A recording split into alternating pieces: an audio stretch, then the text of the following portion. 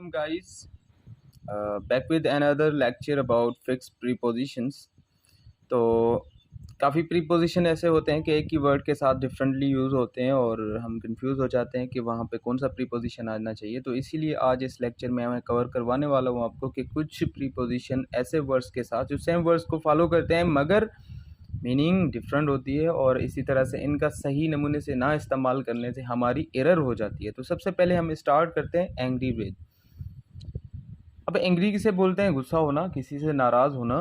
तो अगर हम किसी पर्सन की डायरेक्ट बात कर रहे हैं तो हम यहाँ क्या लगाएंगे? समवन। अगर आप किसी बंदे पे डायरेक्ट किसी पर्सन से एंग्री हो रहे हैं तो आप क्या कहेंगे? I am angry with you. ठीक है, क्या? I am angry with you, मैं तुम पे गुस्सा हूँ। तो मतलब क्या? विद वहाँ पे आएगा जब एक पर्सन डायरेक्ट आ जाए। मतलब प्रीपोजिशन अगर किसी पर्सन से पहले आ रहा है तो हम क्या लगाएंगे? विद लगा देंगे। ठीक है, ये बात याद रखनी है। उसके बाद अगर एंग्री किसी चीज़ समथिंग के बारे में मतलब बात हो रही हो, सेंटेंस आया हो और किसी चीज़ के अबाउट बात की गई हो और बीच में यहाँ पे छोड़ा गया हो कि कौन सा प्रीपोजिशन आएगा, तो आपने यही कॉन्सेप्ट अपना करना है कि जब किसी चीज़ के बारे में बात होगी तो हम एट लगा देंगे और जब किसी पर्सन के बारे में बात होगी तो हम क्या लगाएंगे? विद लगा देंगे। ठीक है भाई, क्लियर? उसके बाद आते हैं agree with and agree to. अब एग्री विद कहाँ पे होगा भाई? एग्री विद समवन, किसी बंदे से सहमत होना। ठीक है ना? एग्री की मायने क्या होती है? सहमत होना। तो एग्री विद समवन, मैं तुम्हारे साथ एग्री हूँ। I am agree with you. तो देखो यहाँ पे यू आ सकता है, हिम, हर, एक्सेट्रा, किसी बंदे का नाम भी आ सकता है। तो जब भी ऐसी तरह से कोई प्रीपोजिशन यूज़ हो एग्री के साथ विद, तो वहाँ से डायरेक्ट क्या आएगा? किसी बंदे का नाम आएगा। जैसे कि मैं कह दूँ आई एग्री विद यू, मैं तुम्हारे साथ सहमत हूँ। ठीक है ना? I agree with you. या ऐसे कह दो शी एग्रीड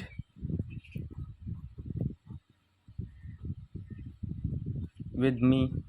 याद रखना एग्री जो वर्ब है इसका एग्रीड थर्ड फॉर्म भी हो सकता है, सेकंड फॉर्म भी हो सकता है, किसी तरह से भी इस्तेमाल हो सकता है। अगर किसी बंदे की बात हो रही है तो हम विद लगा देंगे। अगर किसी चीज़ की बात हो रही है तो हम क्या लगाते हैं?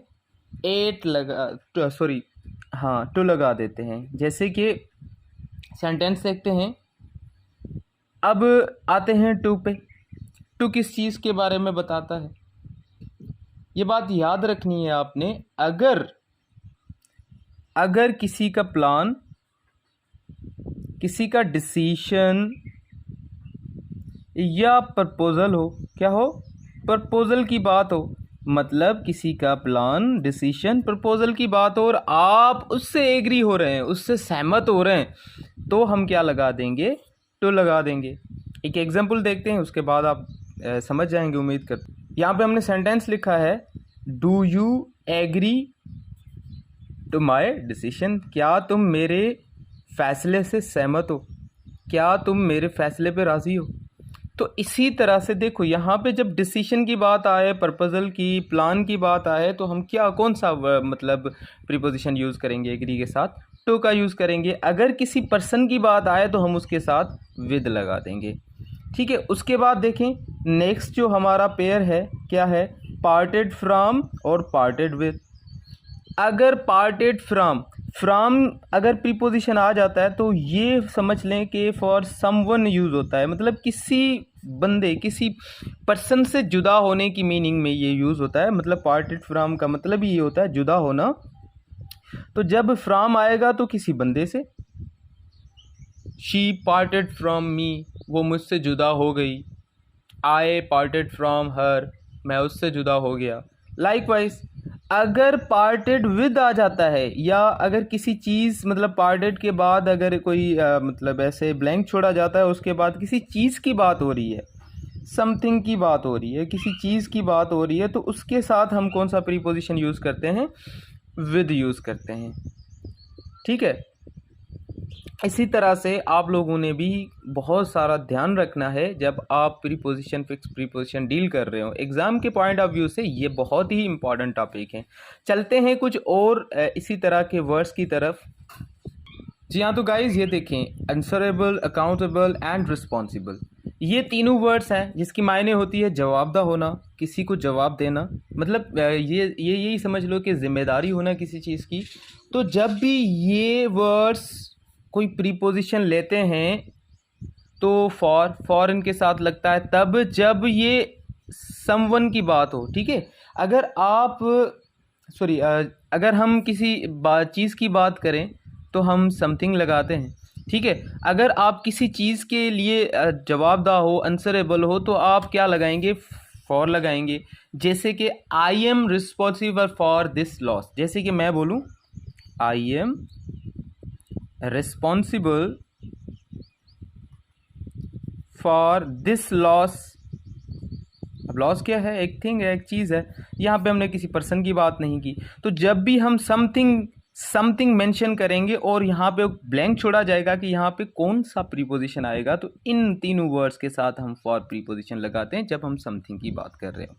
इसी तरह से जब हम टू लगाते हैं इनके साथ, टू प्रीपोजिशन, तो ये फॉर समवन, मतलब समवन को शो करता है। किसको, समवन को शो करता है। जैसे कि you will be the responsible to God, आप खुदा के सामने जवाबदाह होंगे, ठीक है। ऐसे ही हम कह देंगे you are responsible to your mother, तुम अब जवाब दो अपनी माँ के सामने। तो इसी तरह से हम टू इनके साथ लगाते हैं और फार इनके साथ लगाते हैं। जब हम किसी चीज़ की बात करेंगे तो हम क्या लगाएंगे, मतलब फॉर लगाएंगे इनके साथ, और जब हम किसी पर्सन की बात करेंगे तो इनके साथ हम टू लगाएंगे। ये बात याद रखनी है आप लोगों ने। जी हाँ गाइस, तो एक और कुछ वर्ड्स लाया हूँ मैं आपके लिए।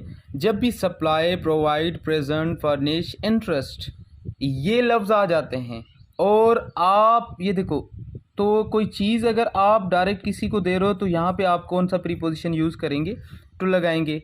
जी, जैसे कि I supplied a mobile phone to my brother, ठीक है।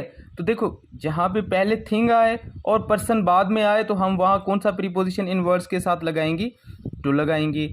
अगर पहले पर्सन आए फिर थिंग आए, देखो मैं एक सेंटेंस बनाता हूँ, I supplied a mobile phone to my brother, ठीक है। तो मोबाइल फ़ोन क्या, एक थिंग थी, और किसको मैंने दिया, मेरे ब्रदर को दिया। तो इसी तरह से जब थिंग पहले मेंशन और समवन, मतलब कोई शख्स बाद में मेंशन हो, तो उसके साथ हम प्रीपोजिशन टू लगाएंगे इन वर्ड्स के साथ।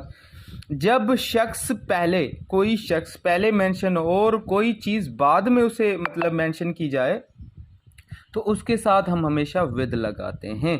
जैसे कि I provided mobile phone to someone, ठीक है। अगर मैं यही सेंटेंस ऐसे बोलूं, I provided my brother with mobile, अब देखो मैंने पहले माई ब्रदर बोला, माई ब्रदर क्या है, समवन है, और उसी के तरह से मैंने थिंग का बाद में नाम लिया, तो इसके साथ मैंने क्या लगा दिया, विद लगा दिया। जब इस तरह से, जब थिंग पहले मेंशन हो और समवन बाद में मेंशन हो, तो उसके साथ हम टू लगाएंगे।